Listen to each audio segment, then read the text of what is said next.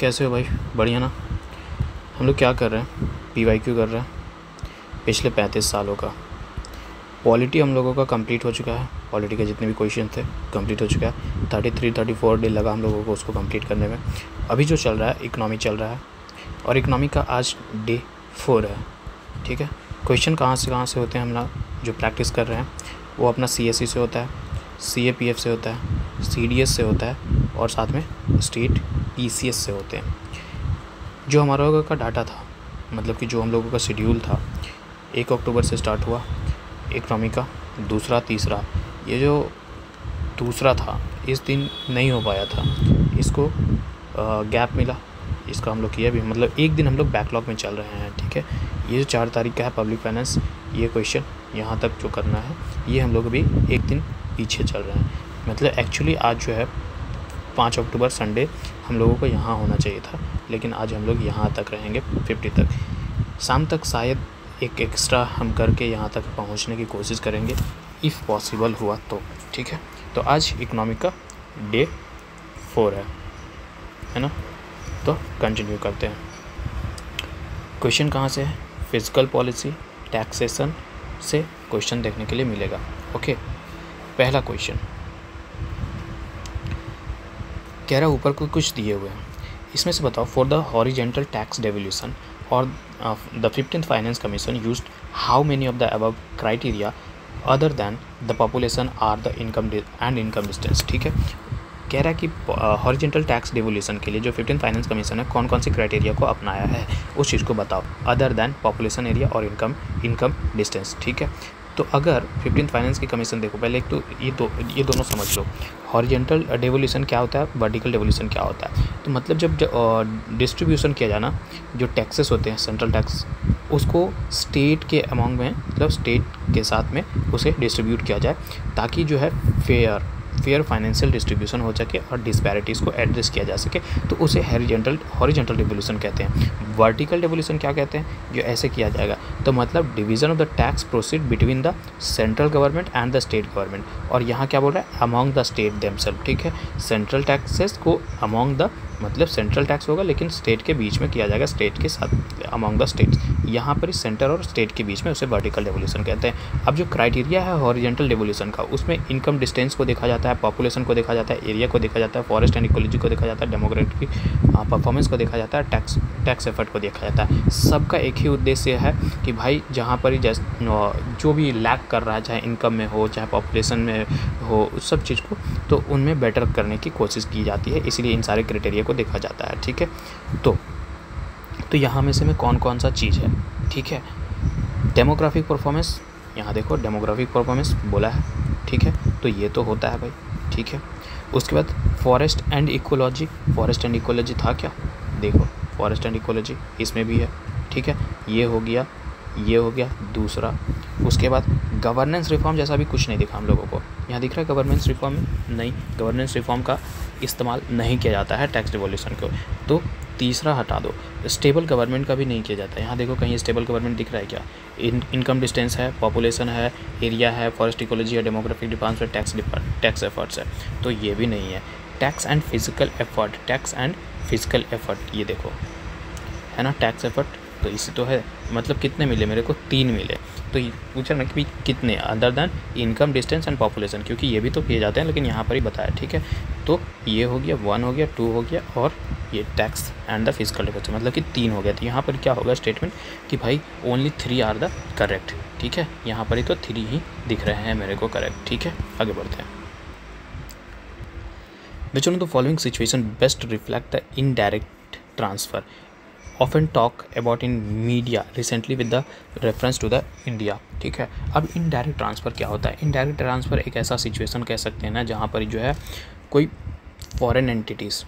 Foreign entities जो हो अपना शेयर या फिर अपना एसेट जो उसका इंडिया में है, ठीक है, और उसका शेयर जो है फॉरेन एंटिटीज़ ट्रांसफ़र कर देता हो, कहाँ पर ही? अपने इंडिया से दूसरे जगह ट्रांसफ़र, डायरेक्ट ट्रांसफ़र करने की वजह से अपने फॉरेन एंटिटीज़ में करता है इनडायरेक्टली, ठीक है। मतलब कि ऐसा बोल रहा हूँ ना कि तुमको किसी चीज़ को कोई देना है, ठीक है, कहीं देना है कुछ तुमको डायरेक्टली देना है, लेकिन तुम अपने से नहीं दे रहे हो, तुम्हारा कोई सामान कहीं है वहाँ से करवा करके तुम दूसरे को दे रहे हो और फिर वहाँ से तुम्हारे पास आ जा रहा है, इस तरीके से तो इनडायरेक्ट ट्रांसफ़र कहते हो। मतलब कान ऐसा सीधा नहीं छूना है, कान घुमा करके छूना है, ठीक है, इसलिए कह रहा है, ठीक है। तो जो शेयर होता है फॉरेन एंटिटीज़ का उसको ट्रांसफ़र किया जाता है डायरेक्ट ट्रांसफ़र की वजह से, ना करके इनडायरेक्ट, ठीक है, मतलब दूसरे तरफ से घुमा करके, तो उसी को कहते हैं, ठीक है। तो यहाँ पर ही अगर तुम पढ़ो ना ये वाला statement, foreign company transfer share and such share drive their substantial value from the asset located in India. Located in India क्या छोड़ दो, अगर यहाँ पर हम दूसरा कोई बात बोले कि भाई कोई एक देश है एक्स और कोई देश वाई है, इसका कुछ यहाँ पर ही है और यहाँ कुछ कंपनी बिजनेस खोल करके रखा है और इसका शेयर जो भी बनता है, ठीक है, वो यहाँ से जो भी पैसा कमा रहा है उसको ट्रांसफ़र कर दे रहा है अपने पास, ठीक है, तो उसे क्यों कहते हैं इनडायरेक्ट ट्रांसफ़र, ठीक है। तो इसका ऑप्शन डी जो है सही है, ठीक है। With reference to the expenditure made by the organisation और company which of the following statement are correct, ठीक है। कह रहा है कि भाई एक्सपेंडिचर, कोई ऑर्गेनाइजेशन या कोई कंपनी एक्सपेंडिचर कर रहा है तो उसके हिसाब से बताओ कि कौन सा स्टेटमेंट सही है, ठीक है, कौन सा स्टेटमेंट सही है। Acquiring new technology as a capital expenditure, बिल्कुल कैपिटल एक्सपेंडिचर, भाई तुम एक कोई भी कंपनी हो कुछ भी हो, तुम नया टेक्नोलॉजी नया मशीन लेकर के आएगा, ठीक है, अपने कंपनी में या फिर अपने ऑर्गेनाइजेशन में या कुछ फैक्ट्री बना करके रखे हो, वहाँ पर क्या करो तुम न्यू मशीन लेकर के आए हो, जिससे क्या हो गया तुम्हारा प्रोडक्शन जो है वो हाई हो गया। तो भाई अगर हम नया टेक्नोलॉजी एक्वायर कर रहे हैं तो कैपिटल एक्सपेंडिचर ही तो कर रहे हैं, उसमें से क्या हो रहा है हमारा, फिर और ज़्यादा हम अपग्रेड ही तो कर रहे हैं खुद को, उससे और ज़्यादा हमारे इनकम जनरेट होगा, मालूम है कि नहीं। तो ये तो हो सकता है sir, acquiring new technology, capital expenditure हो सकता है। डेट फाइनेंसिंग, डेट फाइनेंसिंग मतलब कि कर्जा है, कर्जा हम लिए हैं और कर्जा को हम और ज़्यादा दूसरे से कर्जा लेकर के हम उसको भर रहे हैं, इस कंसिडर कैपिटल एक्सपेंडिचर। तो वो कैपिटल एक्सपेंडिचर नहीं ना होगा भाई, वो तो एक तरीके का और ही हमको लोन ही हो गया, बोरो ही कर रहे हैं हम, फिर तो हमको उसको बैक में पे करना पड़ेगा कि नहीं करना पड़ेगा, बाद में जा करके हमको उसको पेमेंट करना पड़ेगा। तो ये तो भाई डेट फाइनेंसिंग कैपिटल एक्सपेंडिचर नहीं कर सकते हैं, ठीक है। Equity financing is consider the revenue expenditure. Equity financing क्या होता है, इक्विटी फाइनेंस मतलब कि जहाँ पर ही हम लोग कैपिटल को है ना, अपने कैपिटल को रेज कर रहे हैं, उठा रहे हैं, और कैसे, तो अपने सेल करके, अपने शेयर को सेल करके, ठीक है। तो ये भी एक क्या है, नॉन डेट कैपिटल रिसिप्ट है, ठीक है, जो, लेकिन ये तो है ना, ये इसको तो हम कैपिटल एक्सपेंडिचर नहीं कर सकते, तो ये तो भाई गलत हो जाएगा, दूसरा गलत हो जाएगा, तो only one, A is the right answer, ठीक है। तीसरा, with reference to the Indian economy consider the following statement. Indian economy को ध्यान में रख करके बताओ, ठीक है, कौन सा सही है कौन सा नहीं है। A share of the house hold financial saving goes towards the government borrowing, ठीक है। इंडिया इतना बड़ा है, ठीक है, इंडिया में बहुत सारे हाउस होल्ड्स हैं और सारे हाउस होल्ड के पास बहुत सारा इनकम है, तो वो सारा पैसा क्या कर रहे हैं, घर में रख रहे हैं क्या, नहीं, वो क्या कर रहे हैं, कुछ सेविंग में कर रहे हैं। सेविंग कहाँ कर रहे हैं, बैंक में कर रहे हैं। अब वो बैंक क्या पैसा अपने पास रख रहा है, नहीं, वो तो लेंड कर रहा है, वो किसी कंपनी को दे रहा है, किसी ऑर्गेनाइजेशन को दे रहा है, गवर्नमेंट को लोन दे रहा है कि आप जो है एक्सपैंड कीजिए, स्पेंड कीजिए, बड़े बड़े कंपनीज, इंफ्रास्ट्रक्चर, ये सब में कीजिए। तो शेयर ऑफ द जो हाउस होल्ड है, share of the house hold financial saving goes toward the government borrowing. बात सही है, गवर्नमेंट लेती है, बैंक से लोन लेती है कि भाई हमको ये चीज़ करना है, इंफ्रास्ट्रक्चर डेवलपमेंट करना है, यहाँ से करना है, गवर्नमेंट के पास अपने पास पैसा कहाँ से आएगा, ठीक है, तो वो भी ले लेती है, टैक्सेस से कमाती है, यही तो होता है। तो बिल्कुल ये बात सही है। Dated security issued at the market related rates and the auction from a large component of the internal debt. Dated security मतलब क्या सुने यार, ट्रेजरी बिल, ये सब सुने ना, ट्रेजरी बिल जो गवर्नमेंट इशू करती है कि नहीं, ये सब चीज़, जैसे कि ट्रेजरी बिल हो गया, जी से गवर्नमेंट सिक्योरिटी हम लोग कहते हैं, ये सब जो शॉर्ट टर्म बोरोइंग हो सका, तो यही तो होता है डेटेड सिक्योरिटी। तो भाई dated security issue at a market related rates auction from a large component of internal debt. बिल्कुल, इंटरनल डेट गवर्नमेंट कहाँ से लाया है, गवर्नमेंट के पास पैसा कहाँ से आया, यहीं से तो लाया है, और उसके बदले में क्या कर रहा है, वो बाकी लोगों से भी पैसा ले रहा है, उसके बदले में क्या दे रहा है, एक डेटेड सिक्योरिटी दे रहा है, एक पेपर दे रहा है कि मैं इसमें इतना डेट दे रहा हूँ कि इस तारीख तक हम इतना पैसा इतना दे देंगे, ऐसे देंगे, ठीक है। उसके बाद में है तो हम लोग, वो पेपर हम लोग के पास होता है, गवर्नमेंट के पास हमारा पैसा होता है, तो बात मानते हैं, मतलब कि दोनों ही सही है, ठीक है। आगे बढ़ते हैं। विच one of the following effect the creation of the black money in India has been main cause of worry, ठीक है। कह रहे भाई ब्लैक मनी बढ़ते जा रहा है, ठीक है, ब्लैक मनी बढ़ते जा रहा है, ये क्रिएशन हो रहा है, तो उसका जो इफेक्ट है या मेन जो कॉज है हमें चिंतित कर रहा है, हमें नहीं, गवर्नमेंट ऑफ इंडिया को चिंतित कर रहा है, तो वो कारण क्या है main? Diversion of the resources to the purchase of the real estate and the dimension of the luxury housing. भाई कोई खरीद रहा है, लग्जरी हाउसेस खरीद रहा है, इन्वेस्टमेंट कर रहा है, तो ये तो नहीं हो सकता ना, ये तो ठीक है अपना कर रहा है, तो वो तो इन्वेस्टमेंट हो रहा है, इंडिया में ही हो रहा है, कोई दिक्कत नहीं है। Investment in unproductive assets, purchase of the precaution stone, jewellery, gold. किसी के पास पैसा है, वो ज्वेलरी में खरीद रहा है, प्रेशियस स्टोन खरीद रहा है, गोल्ड खरीद रहा है, वो पैसा घूम करके तो गवर्नमेंट में पास ही जा रहा है, कैसे भी जा रहा है, ठीक है। खरीद रहा है ना, ओपनली खरीद रहा है ना, तो वो तो ब्लैक मनी नहीं है, वो तो छुप नहीं रहा है, ठीक है। मेन कॉज ये चिंता नहीं हो सकता है। Large donation to the political parties and the growth of the regionalism, ठीक है, ये एक इशू हो सकता है कि हाँ ठीक है, पॉलिटिकल पार्टी का फंडिंग कर दिया जाता है ब्लैक मनी के थ्रू, और ब्लैक मनी के थ्रू वो पॉलिटिकल पार्टी फिर फंडिंग करता है वोटर्स को, वोट फिर वो जीत जाता है। तो ये मेन कॉज नहीं हो सकता है। मेन कॉज क्या है कि भाई छुपाया जा रहा है। ब्लैक मनी का क्या मतलब है कि वो गवर्नमेंट के नज़रों से छुपाया जा रहा है, और गवर्नमेंट को नज़रों से छुपाया जा रहा है मतलब कि जिस पैसा से गवर्नमेंट को टैक्स के बेसिस पे बेनिफिट हो सकता था, इनकम हो सकता था, उस चीज़ को छुपाया जा रहा है, और जिसके वजह से प्रॉब्लम है। तो मेन कॉज है कि भाई रेवेन्यू लॉस हो रहा है स्टेट का, ठीक है, ड्यू टू टैक्स इवेजन, जो छुपाया जा रहा है ना, तो इसीलिए मेन कॉज ये है। और जब टैक्स छिपाया जा रहा है, गवर्नमेंट लॉस कर रही है रेवेन्यू, तो भाई हमारा जो डेवलपमेंट है वो हिंडर हो सकता है ना सर, इसलिए। Along with the budget and the finance minister along, sir ये रिपीटेड क्वेश्चन है, ये पॉलिटी में हम लोग ये क्वेश्चन कर चुके हैं एज इट इज़, ठीक है, as it is same question वहाँ पर भी पेस्ट किया गया था। क्यों? क्योंकि हम लोग पॉलिटी में बिल विल के बारे में भी पढ़ते हैं, फाइनेंशियल बिल, मनी बिल, यहाँ वहाँ भी पढ़ते हैं, और वहाँ पे भी जो रिप्रेजेंटेशन किया जाता है वो चीज़ के बारे में पढ़ते हैं, और इकोनॉमिक में भी इस चीज़ के बारे में पढ़ते हैं, इसलिए सेम क्वेश्चन यहाँ भी कॉपी पेस्ट किया गया है। Place other the document before the parliament which include the micro financial economic framework statement aforesaid document is presented because the mandated by the provision of the physical responsibility management, ठीक है, ये 2003 ये चीज़ वहाँ भी समझाएं हैं, इसमें ज़्यादा समझाने का बात है नहीं भाई, ठीक है। इसीलिए इसको आगे बढ़ते हैं, टाइम वेस्ट नहीं करते हैं, क्योंकि बैकलॉग भी क्लियर करना है यार। If the another global financial crisis happens in the near, देखो क्वेश्चन कब का है, 2020 का है, ठीक है। कह रहा है कि कुछ अगर कोई ग्लोबल फाइनेंशियल क्राइसिस आता है हमारे फ्यूचर में, तो which of the following action policy must likely to give some immunity to India, तो कौन सा एक्शन लिए रहेगा इंडिया या लेगा इंडिया जिससे भारत को थोड़ा सा इम्यूनिटी मिलेगा, सुरक्षा मिलेगा। तो not depending on the short term foreign borrowing, बिल्कुल अगर हम फॉरेन बोरोविंग लिए रहेंगे और फाइनेंशियल क्राइसिस आएगा तो पैसा हम लोगों के पास आएगा नहीं। तो ये बात तो सही है कि भाई हम लोग को डिपेंड नहीं होना है शॉर्ट टर्म फॉरेन बोरोविंग पे, कुछ तगड़ा बना करके रखना है, ठीक है, क्योंकि इस तरीके से अगर करते हैं ना तो इकोनॉमी को उस वल्नरेबल बना देता है, और इकोनॉमी इस तरीके से अगर वल्नरेबल हुआ तो जब ऑलरेडी पूरा इंडिया या पूरा वर्ल्ड फेस कर रहा है इकोनॉमिक क्राइसिस को, तो भाई रिटर्न तो होगा नहीं, ठीक है, तो दिक्कत हो जाएगा, ठीक है। तो ये बात है। Opening up to the more foreign banks, भाई तुम अगर फॉरेन बैंक्स ज़्यादा खोलोगे तो तुमको ज़्यादा डिपेंड होना पड़ेगा उस पर, मानते हो कि नहीं? तो ये कोई अच्छा आइडिया नहीं है कि क्राइसिस के दरमियान में हम जो है ज़्यादा बैंक अकाउंट खोल रहे हैं, ये बकवास है, ठीक है, टू बकवास है। अब बच गया तीसरा क्या बोल रहा है? Maintaining the full capital account convertibility.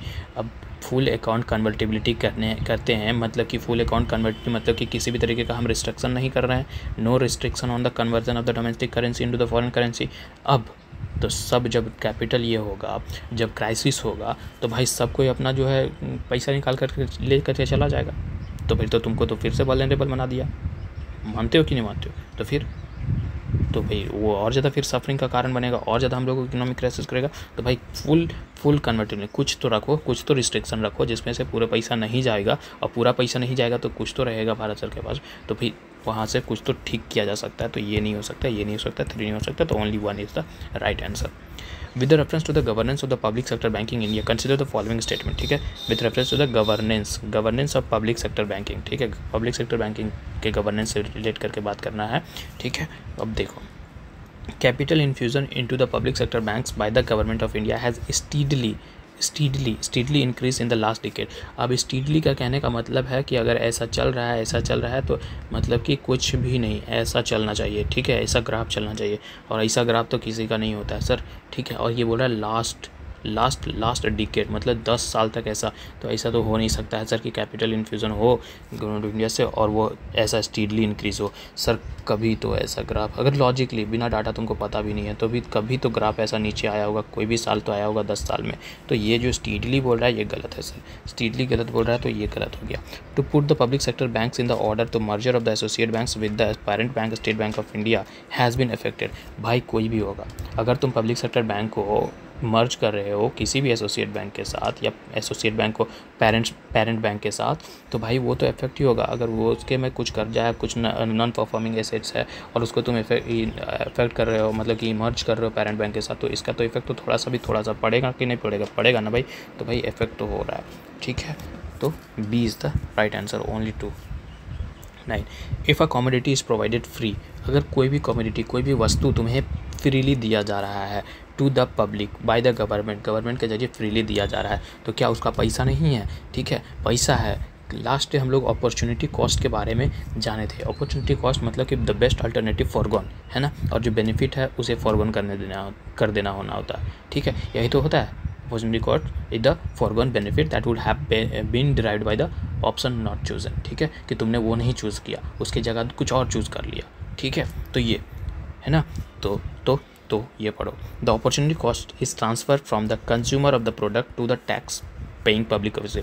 जो फ्री है, जो लेबर क्लास है, ठीक है, जो भिखारी है, जो बहुत ज़्यादा गरीब है, जो टैक्स पेमेंट नहीं कर पाता है, क्या उसको हम लोग रोड से चलने से मना कर सकते हैं? क्या उसको हम पानी पीने से मना कर सकते हैं? क्या वो जो सैनिटेशन प्रोवाइड किया जा रहा है गवर्नमेंट के जरिए उससे मना कर सकते हैं? जो लाइटनिंग प्रोवाइड किया जा रहा है उससे मना कर सकते हैं? फूड पार्क जो मेगा पार्क जो बनाए जा रहे हैं उससे मना कर सकते हैं क्या? नहीं कर सकते ना सर। तो इस सब का जो यहाँ पर मेंटेन किया जा रहा है वो मेंटेन कौन कर रहा है? तो सर वो मेंटेन हम जो बहुत ज़्यादा जो प्रिविलेज्ड क्लास है, जो वेल डेवलप है, वो लोग जो टैक्स पेमेंट करते हैं उसी से तो ये मेंटेन किया जाता है। तो भाई इसका मतलब कि जो अपॉर्चुनिटी कॉस्ट है वो ट्रांसफ़र किया जा रहा है consumer of the product to the tax paying public. जो जिसको मिल रहा है, जो प्रोडक्ट मिल रहा है, जो कमोडिटी मिल रहा है, उसका अगर पैसा उसको नहीं लग रहा है तो उसका पैसा कौन दे रहा है? जो टैक्स पेइंग है वो दे रहा है, ठीक है। तो C is the right answer. With reference to the India's decision to the leave equalization tax 6% on the online advertisement service offered by the non-resident entity, which of the following, मतलब कि tax क्या कर रहा है? Leave लगाना equalisation tax of 6% किसमें? Online advertisement game पे। इससे रिलेटेड तुमको बात करना है। तो it is introduce as a part of the income tax act, तो ये गलत है। ये जो है इनकम टैक्स एक्ट का पार्ट नहीं था। ये जो पार्ट है वो इक्विलाइजेशन लीवी जो है ये पार्ट है फाइनेंस एक्ट 2016 का, ठीक है। और ये लीव लगाता है फ्लैट रेट टैक्स 6%, ठीक है, किस पे? जो भी रेवेन्यू ड्राइव किए जा रहे हैं नॉन रेजिडेंट से, ठीक है, उससे। ओके, तो ये बात तो गलत है सर। अब 1 गलत है तो देखते हैं कुछ बन रहा है क्या? 1 गलत है, ओके, कुछ नहीं बना।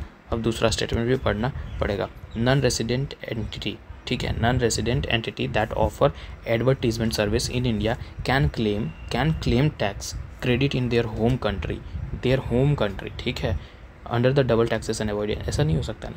जो टैक्स है वो कोई जो लीवी है वो क्या है? कोई कॉर्पोरेट इनकम टैक्स तो है नहीं। और जब कॉर्पोरेट टैक्स तो नहीं है तो भाई किसी भी तरीके का कॉर्पोरेट टैक्स कौन लगाता है? पूरी तरीके से यूनियन गवर्नमेंट लगाता है। तो जब कॉर्पोरेट इनकम टैक्स नहीं है तो कोई सब्जेक्ट नहीं है, मतलब ये लिमिटेशन के अंदर नहीं आता है, ठीक है, कि इंडियाज़ टैक्स ट्रीटीज़ के अंदर या नहीं आता है उसके ऊपर। मतलब कि जब ऐसा समझो, जब इनकम, ये जो है income tax, corporate income tax, ये जब कॉर्पोरेट जो होता है, कॉर्पोरेट इनकम टैक्स पूरी तरीके से यूनियन लगाता है। अब जब ये कॉर्पोरेट यूनियन टैक्स नहीं है, ये चीज़, ये जो टैक्स है, ठीक है, तो जब कॉर्पोरेट नहीं है तो भारत सरकार इसके अंदर कुछ भी तरीके के इसके लिमिटेशंस नहीं होंगे कि आपको पे करना होगा, कि पे नहीं करना होगा, है कि नहीं। तो जब कोई लिमिटेशंस नहीं है इसके इंडिया के ट्रीटीज़ के अंदर, तो भाई टैक्स पेयर नहीं क्लेम कर सकता है होम कंट्री में कि नहीं हम वहाँ इन्वेस्ट किए थे, वहाँ हम टैक्स दिए थे, उसके आधार पर हमको यहाँ दो, मेरा पैसा दो, ठीक है, ऐसा नहीं कर सकता है। तो मतलब कि दोनों भी गलत है, ये भी गलत है, तो ये और दोनों automatically D is the right answer, ठीक है। कंसिडर फॉलोइंग आइटम्स, यहाँ कुछ आइटम्स दिए हुए हैं उनको ध्यान में रखो। और क्या बोल रहा है कि कौन सा आइटम जो है जीएसटी से इसको एक्सक्लूड किया गया। देखो अब तो जीएसटी 2.0 भी आ गया भाई, रिफॉर्म हो चुका है, ठीक है, तो वो देख लेना। बाकी यहाँ का जो क्वेश्चन है उसके अकॉर्डिंग अगर चले तो बोल रहा है कि कौन से चीज़ को एग्जेम्प्ट किया गया है under GST, goods and service tax के अंदर, ठीक है। तो यहाँ पर ही जो है ना एग्जेम्प्ट मतलब कि छूट दिया गया है, उस पर टैक्स नहीं लगेगा। तो पहले वाले जीएसटी में कितना था, एक तो 5% था, एक 12% था, एक 18% था, एक 18% था। इसी तरीके के स्लैब्स बने हुए थे, 4 स्लैब थे टैक्स के लिए, गुड्स एंड सर्विस के लिए, है कि नहीं।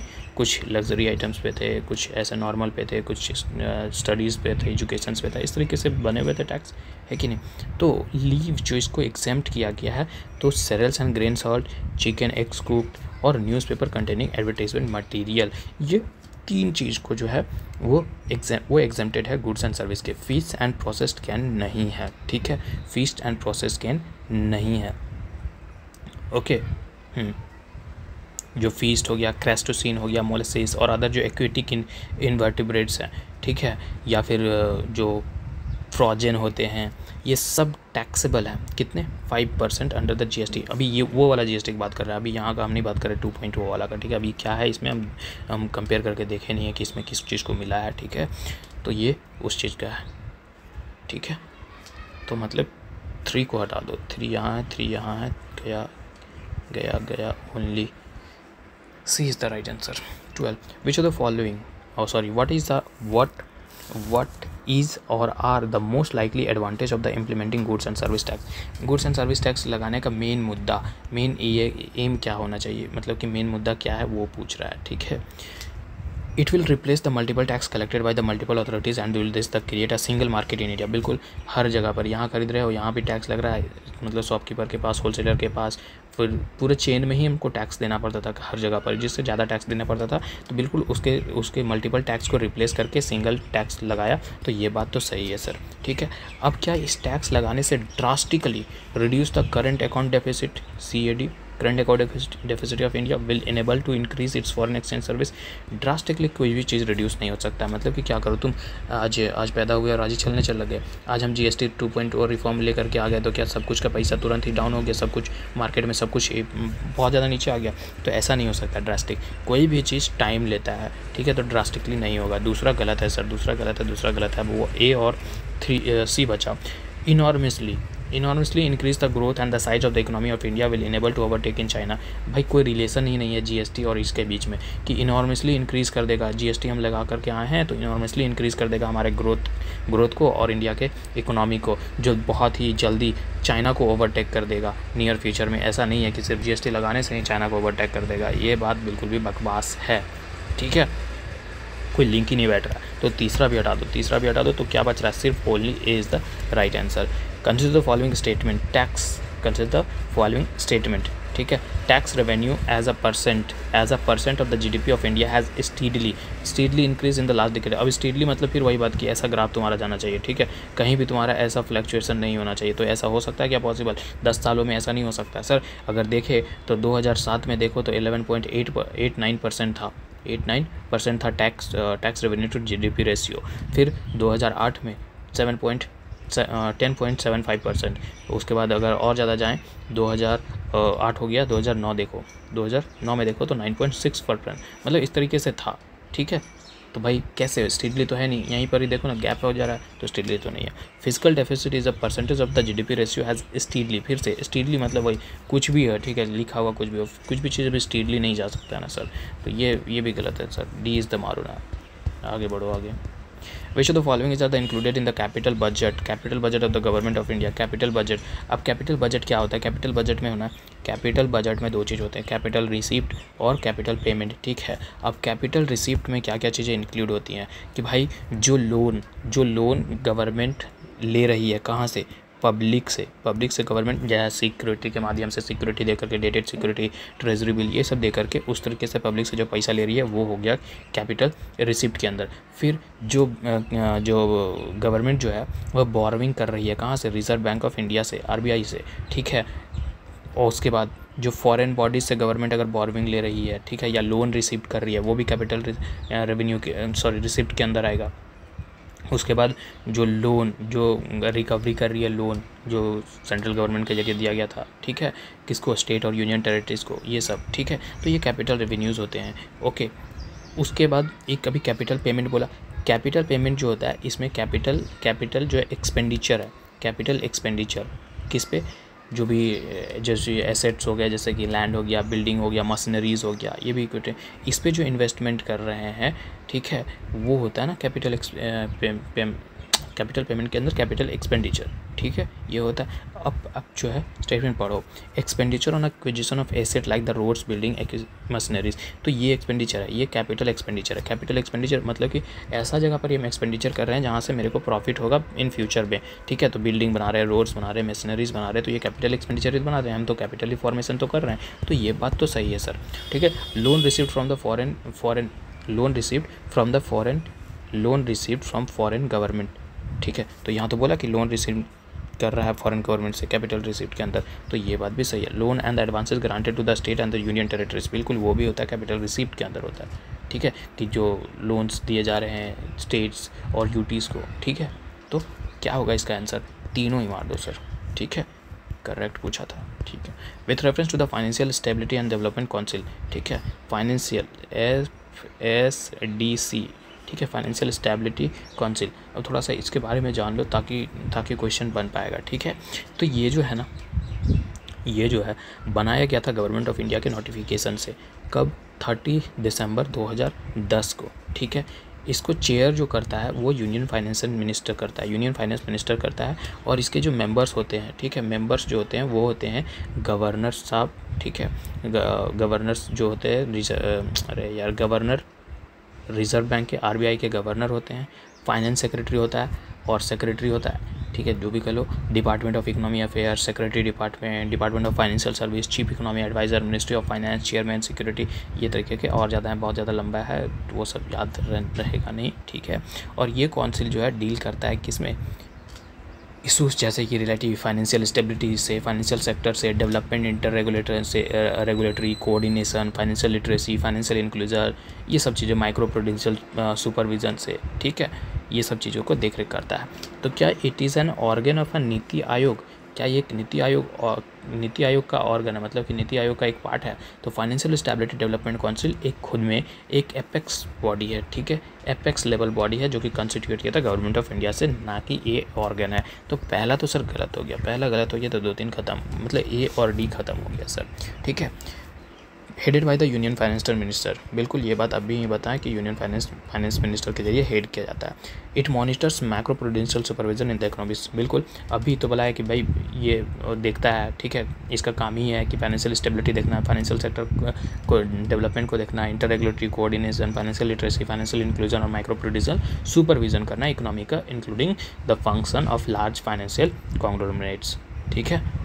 No funds are separately allocated to the council for the undertaking its activities, उसी में चलता है, ओके। तो मॉनिटर करने का भी काम करता है, तो मतलब क्या होगा आंसर इसका, सी, दोनों ही।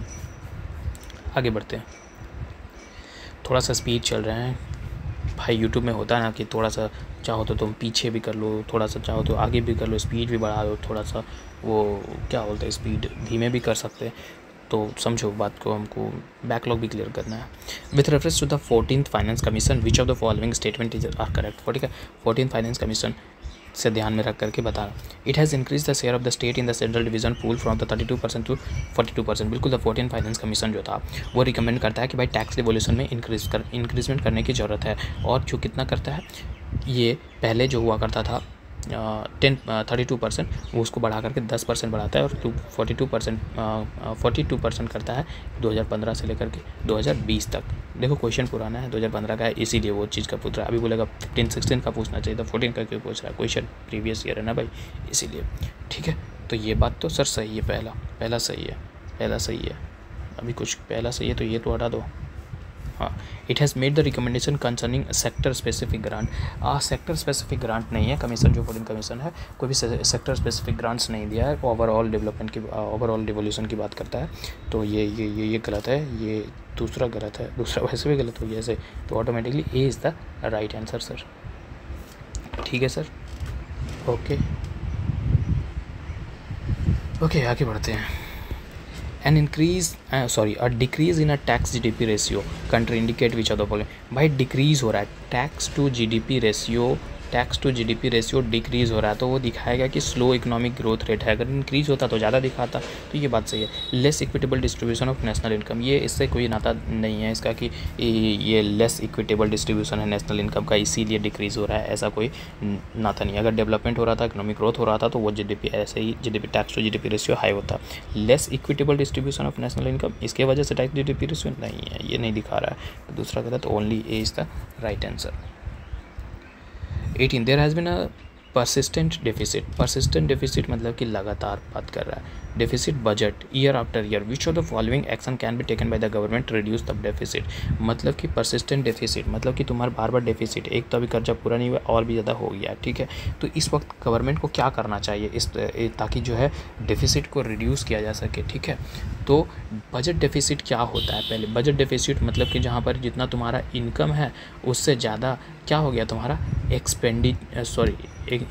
एक्सपेंडिचर हो गया, मतलब कि स्पेंड कर रहे हो तुम, जितना इनकम नहीं है उतना ज़्यादा स्पेंड, मतलब आमदनी 58 नहीं आमदनी 54 और खर्चा रुपया, ये वाला जो मूवी भी था ना पहले एक, ठीक है, कि 25 पैसे तो कमा रहे हो और खर्चा कर रहे हो 1 रुपया, ठीक है। तो उस पर उसी को तो कहते हैं भाई डेफिसिट हो गया, ठीक है। तो इस वक्त कैसे क्या कर सकता है गवर्नमेंट कि उसका डेफिसिट को कम किया सके, ठीक है, इसका डेफिसिट को कम किया सके। रिड्यूस द रेवेन्यू एक्सपेंडिचर, बिल्कुल एक्सपेंडिचर को घटा दो भाई, एक्सपेंडिचर को घटा दो तो उससे थोड़ा सा डेफिसिट को राहत मिल सकता है, ये बात सही है। इंट्रोड्यूसिंग न्यू वेलफेयर, भाई अपने कर्जे में हैं, अपने पैसे के लाले पड़े हैं और हम नया स्कीम अगर लाते हैं तो नया स्कीम लाएंगे तो हमको ज़्यादा तो खर्चा करना पड़ेगा, तो मेरा डेफिसिट तो और बढ़ेगा, ये कोई अच्छा बात नहीं है। तो दूसरा जहाँ जहाँ है उसको हटा दो, ये हटा दिया sir. Rationalising the subsidies, rationalising the subsidies ये कर सकते हैं, रैशनलाइजिंग द सब्सिडी की मतलब कि हाँ थोड़ा सा ठीक कर सकते हैं कि कितना देना, रैशनली मतलब कि रेवेन्यू एक्सपेंडिचर को हम रिड्यूस कर सकता है रैशनलाइजिंग सब्सिडीज़ को, कि कितना देना है, कब देना है, क्यों देना है, ये सब करो देखो अच्छे से तो कर सकते हैं। एक्सपैंडिंग इंडस्ट्रीज़, अगर भाई अगर हम इंडस्ट्रीज़ को एक्सपैंड कर रहे हैं मतलब कि क्या हो रहा है, इन्वेस्टमेंट बढ़ रहा है, इन्वेस्टमेंट बढ़ रहा है तो मतलब कि मेरे को क्या चाहिए, पैसा चाहिए, पैसा चाहिए तो पैसा के लिए हमको फिर से बोरोविंग करना पड़ेगा, हम कोई मेरे पास तो पेड़ तो है नहीं कि हम पैसा लगा देंगे, तो ये बात भी गलत है। तो 4 भी नहीं होगा, वैसे भी कर चुका था, तो मतलब कि बच गया ए ओनली 1 and 3, ठीक है। With reference to the union budget, which of the following is ज़्यादा covered under the non-planned expenditure? देखो non-planned expenditure एक्चुअली जो ये चीज़ें जो थी वो पहले चला करती थी, ठीक है। ये जो क्लासिफिकेशन पहले हुआ था तब बजट का, वो प्लान और नॉन प्लान का एक्सपेंडिचर का यूनियन बजट का, वो अब जो है पूरी तरीके से हट चुका है, ठीक है। अब जो एक्सपेंडिचर गवर्नमेंट का है उसको जो किया जाता है, क्लासीफाइड किया जाता है, वो कैपिटल और कैपिटल रेवेन्यू स्पेंडिंग के तौर पे किया जाता है। 1 मिनट, अरे यार, हाँ, कैपिटल और रेवेन्यू स्पेंडिंग के तौर पे किया जाता है, ठीक है। तो ये पहले तक चलता था, अभी इसका कोई ऐसा सिग्निफिकेंस नहीं है, ये अब नहीं चल रहा है, ठीक है। देखते हैं, तो डिफेंस एक्सपेंडिचर कह रहा है non plan expenditure, defence expenditure, interest payment, salary and permission subsidy, ये सब कर को रखा है नॉन एक्सपेंडिचर में। अब क्यों लिखा है नॉन प्लान एक्सपेंडिचर में, क्योंकि इस पे जो मनी स्पेंड किया जाता है ना, वो नॉन प्रोडक्टिव एरियाज़, ठीक है। नॉन प्रोडक्टिव एरियाज़ मतलब कि तुरंत इंस्टेंटली जो है, इंस्टेंटली इसमें से कोई तुमको बेनिफिट नहीं मिलने वाला है, ठीक है। जैसे कि सब्सिडीज़ हो गया, कोई बेनिफिट्स तुमको मिल रहा है क्या, नहीं। सैलरी एंड पेंशन हो गया, कोई बेनिफिट मिल रहा है क्या, नहीं मिल रहा है ना। इंटरेस्ट पेमेंट, किसी को इंटरेस्ट नहीं मिल रहा है। Defence expenditure, intentionally defence expenditure, ठीक है, वो तो देगा, सुरक्षा देगा, ठीक है, लेकिन कुछ बेनिफिट मिल रहा है क्या, नहीं, इसलिए इसको नॉन प्लान एक्सपेंडिचर के अंदर पहले रखा जाता था, ठीक है। तो सी इसके हिसाब से सही है। क्वेश्चन भी पुराना है 2014 का। In India deficit financing is used for raising the resource for, अगर हम डेफिसिट फाइनेंस, अगर तुम्हारे पास 10 रुपया है, ठीक है, तुम पढ़ रहे हो या कुछ कर रहे हो और तुम्हें कॉपी लेना है, कॉपी लेकर के तुम पढ़ोगे, बुक लेकर के, चलो बुक लेता है, बुक लेना है, बुक लेकर के तुम पढ़ोगे, पढ़ करके IAS बन जाओगे, तो क्या कर रहे हो तुम भाई, डेफिसिट फाइनेंसिंग, मतलब तुम कर्जा ले रहे हो ताकि हम जो है एक अच्छा कर सके, हम मतलब डेवलपमेंट कर सके। तो डेफिसिट फाइनेंसिंग का इस्तेमाल जो किया जाता है रिसोर्सेज फॉर इकोनॉमिक डेवलपमेंट के लिए किया जा सकता है। रिडम्पशन ऑफ पब्लिक डेब्ट नहीं, एडजस्टमेंट बैलेंस में रिड्यूसिंग द फॉरेन डेब्ट नहीं, अपना इकोनॉमिक डेवलपमेंट हो सके, इसलिए हम डेब्ट फाइनेंसिंग भी कर रहे होते हैं। Under which of the following circumstances में capital gain arises, capital gain arises, capital gain कहने का मतलब क्या होता है कि इंक्रीज़ होना, किस में, तो जो भी हमारा एसेट है, हमारा जो भी एसेट है, ठीक है, एसेट के वैल्यू में अगर इंक्रीज़ हो रहा है तो उसी को कैपिटल गेन कहते हैं, ठीक है। अब ये जब हमको रियलाइज़ होता है कि भाई हमारा एसेट का वैल्यू बढ़ा है कि नहीं घटा, जब हम इसको सोल्ड करते हैं तब हमको पता चलता है कि हाँ ये बढ़ा है कि नहीं बढ़ा है, ठीक है। तो when there is an increase in the sale of a product, अगर सेल हो रहा है, प्रोडक्ट का सेल बढ़ गया है, सर प्रोडक्ट का सेल बढ़ गया मतलब कि जहाँ पहले 5 लोग खरीदने वाले थे अब 10 लोग आ गए हैं या 15 लोग आ गए हैं, लेकिन क्या ये सिग्निफाई कर रहा है कि इसका वैल्यू बढ़ गया है?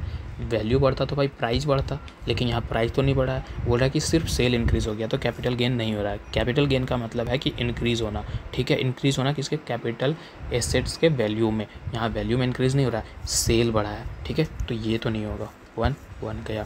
अब बचा when there is a natural increase in the value of property on, बिल्कुल तुम लैंड लिए, ठीक है, लैंड लिए, अब 5 साल बाद बेचने के लिए 10 साल बाद बेचने के लिए गए, तो उसका पैसा तो बढ़ करके ही जाएगा ना सर, और जब तुम बेचोगे तब तुमको पैसा का रिलाइज होगा, तो बिल्कुल ये बात सही है, नेचुरल इंक्रीज है, उसमें तुम कुछ किए नहीं कि हम बढ़ा रहे हैं, ऑटोमेटिकली बढ़ गया समय के साथ। When you purchase a painting and there is a growth in its value due to increase in the popularities, बिल्कुल ये भी, तुम कोई पेंटिंग खरीदे, ठीक है, कुछ भी आज बड़े बड़े लोग खरीदते हैं, शौकीन होते हैं, और वो पेंटिंग का लोग और उसको किसी दूसरे इंसान को देख लिया, उसमें उसको कुछ और खूबियाँ दिखा, तो वो भाई उसका नेचुरल पेंटिंग का पैसा बढ़ गया क्योंकि उसका पॉपुलैरिटी गेन है, तो वो भी ठीक है क्योंकि उसको पहले से पैसा मिल रहा है ज़्यादा, मतलब कि उसका वैल्यू मिल गया, वैल्यू ज़्यादा हो चुका है, ठीक है। तो मतलब कि बी मार दो सर 2 और 3, okay. Question of the following statement appropriately describe the physical stimulus. Stimulus हम लोग क्लास 10th में बायोलॉजी में पढ़े थे ना कि स्टिमुलस मतलब कि तुम रिस्पॉन्ड करते हो, स्टिमुलस मतलब कि रिस्पॉन्ड करते हो पॉजिटिवली नेगेटिवली, ठीक है, लेकिन यहाँ ऐड में कर दिया है साथ में फिजिकल। तो फिजिकल स्टिमुलस कहने का मतलब है कि कोई भी एक्शन गवर्नमेंट के जरिए लिया जा रहा हो ताकि जो एग्रीगेट डिमांड है इकोनॉमी में उसको बढ़ाया जा सके, ठीक है, और वो कैसे लिया जा सकता है, चाहे तो टैक्स कट कर लो या पब्लिक स्पेंडिंग बढ़ा दो, ये सब कर सकते हो। तो फिजिकल स्टिमुलेट ऑल्सो हम ये कह सकते हैं कि वो पॉलिसी मेजर हो सकता है गवर्नमेंट का, जिसमें टैक्स का कट करना, रेगुलेशन करना, गवर्नमेंट स्पेंडिंग बढ़ाना, ताकि क्या हो सके, अपने इकोनॉमी को बूस्ट किया जा सके, अब ये देखो फिजिकल स्टिमुलस डिस्क्राइब, ये तो पूछ रहा है। अब इसका बी ऑप्शन पढ़ो, it is an intense affirmative action किसका? तो गवर्नमेंट का, ताकि इकोनॉमिक बूस्ट कर सके इकोनॉमिक एक्टिविटी को कंट्री में। It is a massive investment, बहुत बड़ा इन्वेस्टमेंट है by the government in the manufacturing sector, ensure the supply of a foods to meet the demand surge and caused by the rapid economic growth. भाई rapid economic growth है तो physical instruments देने का जरूरत ही क्या है, गलत बात। It is the government intensive action on the financial institution to ensure the disbursement of the loans, agriculture and the allied sector to promote the greater food production and the contain food inflation, नहीं ये बात भी सही नहीं, ये जो है ना ये सही है, ठीक है। 23 वो तो Y is the government of India disinvestment. अभी जिसमें डिसइन्वेस्टमेंट हम लोग आम बोलचाल में इसको बोल देते हैं प्राइवेटाइजेशन, ठीक है, प्राइवेटाइजेशन। तो क्यों गवर्नमेंट ऑफ इंडिया जो है प्राइवेटाइजेशन कर रही है, ठीक है, या यही से पढ़ो disinvesting its equity in the central public sector enterprises, क्यों कर रही है, तो ये बताओ, ठीक है।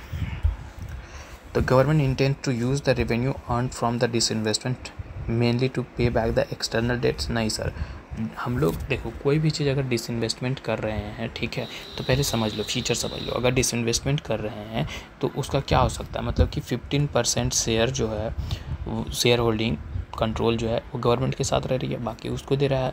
तो इसका जो मेन ऑब्जेक्टिव है ना कि किसी भी चीज़ में ताकि जो है परफॉर्मेंस इम्प्रूव हो सके, ठीक है, जो बजटरी डेफिसिट है उसको घटाया जा सके, और जो प्रॉब्लम है कि भाई बहुत सारे स्फेयर में देखने के लिए मिल जाता है पॉलिटिकल इन्वॉल्वमेंट, जिससे वो जो इंस्टीट्यूशन है वो उसका एफिशिएंसी कम हो जाता है। तो इससे ओवरकम के लिए प्राइवेट को दे दो ताकि पॉलिटिकल इन्वॉल्वमेंट जो है कम हो सके, ठीक, ताकि अब ये सके।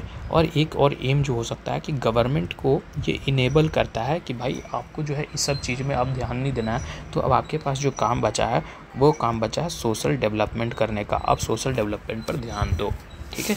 तो ये बात है, ठीक है। तो मेनली डिसइन्वेस्टमेंट ये बात गलत है, वन गलत है। Government to no longer intend to retain the management control of the, भाई क्यों नहीं करेगा, ठीक है, दूसरे प्राइवेट के हाथ में दे देगा तो गवर्नमेंट क्या करेगा फिर, ठीक है। तो ये बात भी गलत है, neither one neither two. What is the difference between vote on account and the interim budget. Interim budget और वोट ऑन अकाउंट में क्या डिफरेंस है, तो vote on account and interim budget क्या है, दोनों ही प्रेजेंट किए जाते हैं रेगुलर गवर्नमेंट के जरिए से, और केयर टेकर ये सब कुछ जानते हैं। अब देखो ये जो प्रोविज़न है vote on account is used by the regular government while interim budget is a provision used by the care taker government. बिल्कुल नहीं, इंटरिम बजट क्या बीच में हम कोई बजट लेकर के आ रहे हैं? Vote on account beach, vote on account मतलब कि नॉर्मल चल रहा है, ठीक है, रेगुलर गवर्नमेंट के जरिए चल रहा है। तो क्या बीच में अगर रेगुलर गवर्नमेंट को लगा कि हम इंटरिम बजट ला रहे हैं, किसी अनफोर्चुनेट सर्कमस्टांसेस आ गए हैं, तो क्या नहीं ला सकता है क्या? ठीक है, तो ये बात गलत है, ठीक है, ये बात जो पहला बोल रहा है, ठीक है, तो ये तो गलत है, ये गलत है। 2. Vote on account only deals with the expenditure in a government budget while interim budget include the expenditure on the receipt. बिल्कुल दोनों ही बात ये सही कह रहा है कि हाँ वो रेगुलर डील करता है कि एक्सपेंडिचर की गवर्नमेंट बजट का एक्सपेंडिचर को, जबकि इंटरिम बजट जो है दोनों ही करता है, एक्सपेंडिचर और रिसिप्ट। वोट ऑन अकाउंट एक इंटरिम परमिशन के तौर पर दे सकते हैं कि भैया हमको पैसा जो है स्पेंड करना है, ठीक है, इस चीज़ पे है कि नहीं। Which one of the following is responsible for the presentation and the representation of the union? Polity में ये question as it is copy paste है वहाँ से, ठीक है, तो पढ़ने का भी ज़रूरत नहीं है कि कौन रिप्रेजेंटेशन है, प्रेजेंटेशन एंड रिप्रेजेंटेशन का, तो ये बात सबको जान रहा है भाई कि department of economic affair. Consider the following action by the government, ठीक है, गवर्नमेंट के जरिए action in context of economic recession, ठीक है, अभी इकोनॉमिक मंदी चल रही है, ठीक है, उस वक्त गवर्नमेंट इनमें से क्या काम कर सकती है, ठीक है, इकोनॉमिक मंदी चल रही है तो गवर्नमेंट उस वक्त क्या काम करेगी? कटिंग द टैक्स रेट, भाई पैसा ऐसे भी नहीं है, लाले नहीं पड़े हैं, तो भाई हमको तो टैक्स रेट ही कम करना पड़ेगा ताकि लोग अच्छे से इन्वेस्ट कर सके, खरीद सके, क्योंकि पैसा नहीं है सबके पास। इंक्रीजिंग द गवर्नमेंट स्पेंडिंग, ये करेगा क्या? बिल्कुल, क्योंकि इकोनॉमिक रिसेशन है तो भाई पब्लिक को, चाहे तुम गवर्नमेंट कहीं से भी पैसा लो, पब्लिक बोरविंग करो, पब्लिक के पास पैसा नहीं है तो तुम बाहर से ये करो, बोरविंग करो, लेकिन करो तो हाँ ये स्पेंडिंग करना चाहिए। एबोलिशिंग द सब्सिडीज़, ये डायरेक्ट बेनिफिट कुछ नहीं देगा। अगर सब्सिडी को तुम एबोलिश कर रहे हो तो इसका कुछ डायरेक्ट इम्पैक्ट तो नहीं पड़ेगा, है कि नहीं। सब्सिडी अगर हम सब्सिडी एबोलिश कर रहे हैं तो ये फिजिकल स्टिमुलस के जैसा तो काम नहीं करेगा। क्यों? क्योंकि ये डायरेक्टली हमारे डायरेक्टली क्या कह सकते हैं इसको, डायरेक्टली कंट्रीब्यूट नहीं करता है हमारे इकनॉमी में कि इंक्रीज़ कर रहा है डिमांड को या घटा रहा है, ये तो बस एक सहायता के तौर पे देता है ना। लेकिन हाँ, अगर हम सब्सिडी हटा देंगे तो इसके वजह से क्या होगा कि जो है किसी भी प्रोडक्ट का जो प्राइस है, किसी का प्रोडक्ट का जो प्राइस है वो हाई हो सकता है। किसके लिए? जो कंज्यूमर ख़रीद रहा है उसके लिए। और इसमें है कि भाई इसके वजह से क्या हो सकता है, किसी भी प्रोडक्ट का परचेजिंग पावर हाई हो सकता है, जो कि और आगे चल के हिंडर कर सकता है इकोनॉमिक ग्रोथ। तो एबॉलिशिंग सब्सिडीज़ ये नहीं कर सकते हैं, ठीक है। अगर सब्सिडी हटा दिया तो भाई और ज़्यादा दिक्कत हो जाएगा, ठीक है। तो फिस्कल स्टिमुलस के तौर पे हम 1 और 2 को देख सकते हैं, A और 2, ठीक है। In the context of the governance consider the following. Governance के कंटेक्स्ट में देखो, which of the above can be used as a measures to control the physical deficit. इनमें से किस चीज़ का हम इस्तेमाल करेंगे फिजिकल डेफिसिट को कम करने के लिए। फिजिकल डेफिसिट कहने का मतलब क्या होता है? Physical deficit total expenditure minus total receipt except borrowing. Borrowing को मत घटाना, टोटल एक्सपेंडिचर में टोटल रिसिप्ट को माइनस कर दिया तो उसी को फिजिकल डेफिसिट कहते हैं। कैलकुलेटेड किसके बेसिस पे किया जाता है? Calculate for the physical year. Represent क्या करता है? एडिशनल फाइनेंशियल रिसोर्स जो कि गवर्नमेंट के जरिए ज़रूरत होता है, इसीलिए वो तो फिजिकल डेफिसिट लेता है दूसरे से। अब बताओ, encouraging foreign direct investment inflow, ठीक है।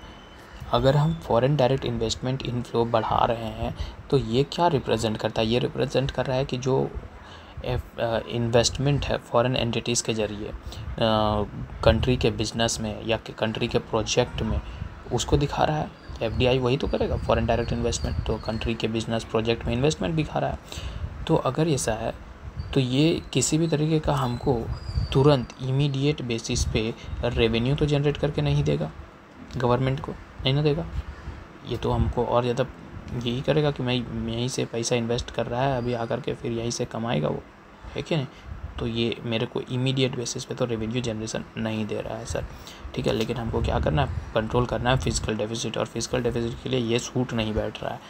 1 को हटा दो sir. Privatisation of the higher educational institution, बिल्कुल प्राइवेटाइजेशन कर सकते हैं हायर एजुकेशनल इंस्टीट्यूशन का, जिसमें से ट्रांसफ़र होगा। हम क्या कर रहे हैं, प्राइवेटाइजेशन मतलब कि हम जो है गवर्नमेंट जो है ओनरशिप ट्रांसफ़र कर दे रहे हैं, कंट्रोल जो है दूसरे के हाथ में दे रहे हैं, प्राइवेट इंस्टीट्यूशन के हाथ में दे रहे हैं, ठीक है। तो चीज़ पोटेंशियल है इसमें कि जो प्राइवेट इंस्टीट्यूशन के हाथ में अगर देंगे तो वो उससे फ़ी कलेक्ट करेगा या जो कुछ भी जनरेट करेगा फंड, जो कि लास्टली या फिर लॉन्ग टर्म में नहीं, लास्टली या फिर कह लो कि अदर हैंड में जब प्राइवेट को देंगे तो प्राइवेट एंटिटी इसको देगा ना यार, गवर्नमेंट को कुछ ना कुछ पैसा, ठीक है। तो इस पैसे से हम फिजिकल डेफिसिट कर सकते हैं balance. Down size of the bureaucracy, बिल्कुल ब्यूरोक्रेसी को डाउन साइज मतलब कि ब्यूरोक्रेसी में भी 10 लोग हैं, 100 लोग हैं, तो इसको घटा करके हम 10 से 20 कर दिए, 10 से 20 कर दिए तो बिल्कुल इनका जो खर्चा है 80 लोगों का, उसके जो पर्सनल खर्चे हैं, उन पे जो रखने का, उनके खाने पीने का जो खर्चा है, ये सब बच सकता है, तो उससे फाइनेंशियल डेफिसिट में हम लोग कर सकते हैं। Selling of flooding of the share of the public sector undertaking, वही बात है कि प्राइवेटाइजेशन कर देना तो पब्लिक सेक्टर पीसीयूज का मतलब गवर्नमेंट जो है अपना सेल कर रहा है ओनरशिप को, ठीक है। कहाँ पर, पीसीयूज में, पीसीयू मतलब प्राइवेट सेक्टर में, ठीक है। तो इससे भी जो पैसा आएगा तो उसको भी हम लोग इस्तेमाल कर सकते हैं फिजिकल डेफिसिट को ये करने में, ठीक है। तो मतलब कि ये 234 कहाँ है, बी में है सर, तो B is the right answer.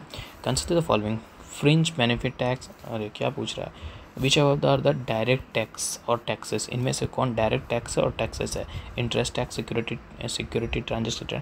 अब देखो दो चीज़ में तो कन्फ्यूजन नहीं होगा कि भाई ये जो इंटरेस्ट टैक्स है और डायरेक्ट टैक्स क्या है। ये जो फ्रिंज बेनिफिट है, फ्रिंज का मतलब ही नहीं पता हो तो फिर दिक्कत हो सकता है। तो ये एक ऐसा टैक्स है ना जो एम्प्लॉयर जो है ना वो पे करता है, employer pay on benefit to an employ और उसके एसोसिएट हो सकते हैं या कोई फैमिली मेम्बर्स हो सकता है, in addition to the salary और वेजेस। सैलरी तो एक्स दे ही रहा है, उसके साथ में कुछ और बेनिफिट दे रहा है, तो उसमें तो ये बेनिफिट तो डायरेक्टली देगा ना भाई, डायरेक्टली शो होगा। अब डायरेक्टली शो होगा तो ये भी तो डायरेक्ट टैक्स के अंदर आएगा सर, है कि नहीं। तो मतलब कि सर तीनों ही जो है बेनिफिट डायरेक्ट टैक्स के अंदर आएगा। In the context of the independent India economy, which one of the following was earliest event take place? Polity में ये क्वेश्चन कर चुके हैं, नहीं विश्वास होता है जा कर के देखो यार, और जो पॉलिटी का पूरा पीवाई को देख करके आया है मेरे साथ वो बोलेगा कि हाँ ये चीज़ तो करके आए हैं, ठीक है। देखो इंश्योरेंस कंपनी 1955 और 56 का बात है, नेशनलाइजेशन ऑफ इंश्योरेंस कंपनीज 1955-56 का। Nationalisation state Bank of India का ये हुआ है 1955 में। Enactment of banking regulation act ये हुआ है 1949 में। और introduction of the first 5 year plan ये बताओ 1951 में। अब बताओ, पूछ रहा है कि सबसे पहले अर्लीस्ट इवेंट कौन है, तो भाई अर्लीस्ट इवेंट कहाँ दिख रहा है, ये 49 है, 51 है, 55 है, 55 से उधर है ऊपर जा रहा है 56 तक, तो 49 दिख रहा है ना भाई, सबसे पहले कि बैंकिंग रेगुलेशन एक्ट इनैक्ट हुआ था, ठीक है। अब ये देखो फिजिकल डेफिसिट मिलाना है, मैच करना है, ठीक है। फिजिकल डेफिसिट मतलब कि फिजिकल पैसा और डेफिसिट मतलब कि कमी है, ठीक है, पैसे का कमी। Excess of total expenditure over total receipt less borrowing, मतलब एक्सेस एक्सपेंडिचर मेरा बहुत ज़्यादा है, ठीक है, कंपेयर टोटल रिसिप्ट कम है, और इसमें से बोरोइंग को हम माइनस कर रहे हैं, इसी चीज़ को कह रहे हैं। तो पहला का सर 3 है, पहला का 3 कहीं दिख रहा है क्या, यहाँ नहीं है, यहाँ नहीं है, एक जगह दिखा है, ठीक है। उसके बाद बजट डेफिसिट, अब बजट डेफिसिट में देखो यहाँ से भी कर सकते हो, बी का वन तो ऑटोमेटिकली बी का 1 जाओ। Excess of the total expenditure over the total receipt, budget deficit मतलब टोटल एक्सपेंडिचर जितना था उससे ऊपर ज़्यादा खर्चा कर दिए हम टोटल रिसिप्ट्स के ऊपर, है कि नहीं। अब सी का 2 हो सकता है या 4 हो सकता है सर। अब सी का 2 और 4 पढ़ो। Primary deficit, excess of total expenditure over the total receipt, ठीक है, less borrowing and the interest payment, यही है प्राइमरी, ठीक है, यही है प्राइमरी। तो हो गया ना सर, अल्टीमेटली सी का 2, एक्सेस ऑफ रेवेन्यू, एक्सपेंडिचर और रेवेन्यू। जो भाई इसका फॉर्मूला पता होगा ना, जिसको इसका फॉर्मूला पता होगा या अच्छे से याद किया होगा, 2025 में इसी के बेसिस पर CSE में क्वेश्चन पूछ दिया है। एग्जैक्टली यही फॉर्मूला जा कर के देखो 2025 का। खैर वो क्वेश्चन तो हम लास्ट में कराएंगे, ठीक है। कंसिडर द फॉलोइंग टैक्सेस, इनमें से बताओ कि कौन से इनडायरेक्ट टैक्स है। इनडायरेक्ट टैक्स इनमें से कौन से हैं, ये चीज़ पूछ रहा है। कॉरपोरेशन टैक्स डायरेक्ट टैक्स है, यूनियन गवर्नमेंट पूरी तरीके से लेता है, पूरा कॉरपोरेशन टैक्स यूनियन गवर्नमेंट के हाथ में है। और इसी के साथ कॉरपोरेशन के साथ जो वेल्थ टैक्स है ये भी जो है यूनियन गवर्नमेंट के हाथ में है, और ये डायरेक्ट टैक्स है, ठीक है। अब जो है ये कस्टम ड्यूटी और एक्साइज ड्यूटी, ये जो है वो इनडायरेक्ट टैक्स है, ठीक है। डायरेक्ट टैक्स है, और ये टैक्सेस जो है किसी भी गुड्स और सर्विस के बेचने खरीदने पे लगाया जाता है, ठीक है। Paid by the seller to the government, ठीक है, but passed on the buyer in the form of higher prices. कोई भी चीज़ तुम खरीदते हो उसका प्राइस बढ़ जाता है, तो वही इनडायरेक्ट टैक्सेस होते हैं, ठीक है सर। तो इनडायरेक्ट टैक्स से पूछा था ना 2 and 4 B. Which one of the following statement regarding the levying collecting and distribution of income tax is correct. Income tax से करेक्ट है, तो union levies collects and distribute the processed income tax between the itself and the state. बिल्कुल यही पहला ही सही है sir. अगर देखो आर्टिकल 270 इंडियन कॉन्स्टिट्यूशन के आर्टिकल 270 में जा कर के देखो, वहीं पर बताया गया है यूनियन लीव लगाएगा, कलेक्ट करेगा, डिस्ट्रीब्यूट करेगा, प्रोसीड करेगा इनकम टैक्स को। कहाँ पर? बिटवीन इटसेल्फ, अपने आप में भी और स्टेट के बीच में भी, ठीक है।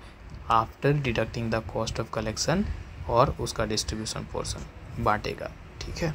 तो ये बात ही सही है।